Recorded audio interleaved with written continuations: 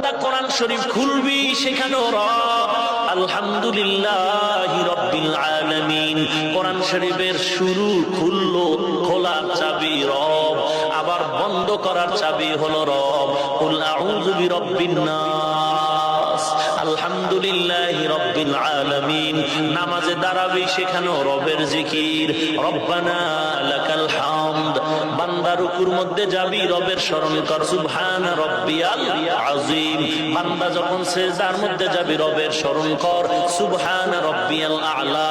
যখন তুই দিলটা নরম করে তাহাজ্জুদের সময় হোক না কেন, ঠিক দুপুরের বেলায় হোক না কেন, সূর্য উদয়ের সময়, অস্তমিতর সময় যদি দোয়া করো, আল্লাহ প্রত্যেকটা দোয়ার শুরু দিয়েই রব দ্বারা শুরু করলেন।